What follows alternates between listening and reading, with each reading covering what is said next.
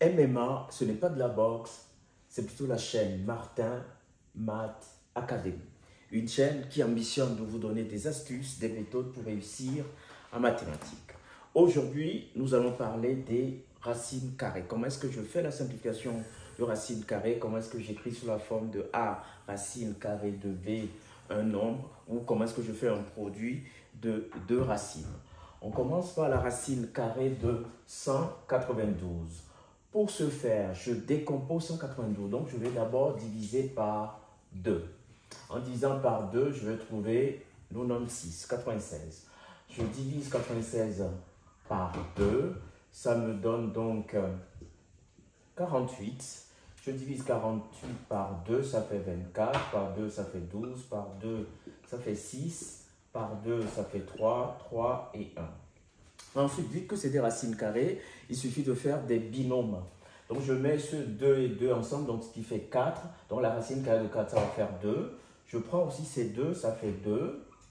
Et je prends ce binôme qui fait 2. Donc, je fais 2 fois 2 fois 2, ça fait 8. Il ne reste que le 3. Donc, finalement, ces nombres sortent du radical. Donc, le résultat, ça fait 8 racines carrées de 3.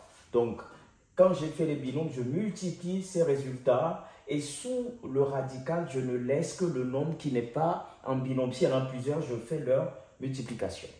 On continue par 3 racines carrées de 5 multipliées par 3 racines carrées par racine carrée de 5.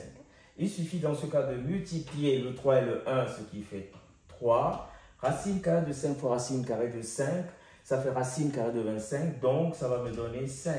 Donc, le résultat, ça fait 3 fois 5, donc je trouve 15. Ici, on a utilisé deux propriétés des racines. C'est le fait que la racine carrée de A fois racine carrée de B, c'est racine carrée de A fois B. C'est-à-dire que je peux faire le produit sous le radical, ou éventuellement la racine carrée de A au carré me donne A, c'est-à-dire que la racine carrée de 5 fois la racine carrée de 5, ça fait racine carrée de 5 au carré, donc ça donne 5. Donc, il suffit de faire 3 fois 5 et on a le résultat. Ensuite, je dois faire la racine carrée de 81 divisé par 3. Alors, vu que c'est des fractions, je vais voir si je peux simplifier ou pas cette fraction. Ici, bingo, ça marche. 81 divisé par 3, ça me donne 27. Ensuite, il suffit simplement, si je ne sais pas que 27 c'est 9 fois 3, il suffit de décomposer 27 par 3, donc je trouve 9 par 3, 3 et 1. Mon binôme me donne 3, c'est que le 3 va sortir du radical et il y a ce 3 qui va rester sous le radical. Donc le résultat ici, c'est 3 racines carrées de 9. On continue par la même méthode. On va calculer la racine carrée de 5 sur 36. Déjà, c'est une fraction que je ne peux plus réduire. Donc, je vais appliquer la propriété racine carrée de A sur B me donne la racine carrée de A sur la racine carrée de B. Donc, je la remets ici. La racine carrée de A sur B d'une fraction, c'est la racine carrée de A sur la racine carrée de B.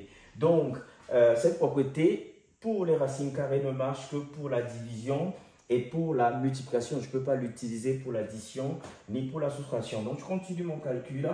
Au numérateur, je vais trouver racine carrée de 5. Au dénominateur, je trouve 6. Je n'ai pas besoin de rendre rationnel. Rendre rationnel, c'est de ne pas avoir le signe de la racine au dénominateur. Ici, il n'y a pas besoin, donc on peut laisser le résultat ainsi. Je vous invite donc à liker, à commenter et à partager cette vidéo. Et dans les commentaires, trouvez-moi les opérations à mettre entre ces 4.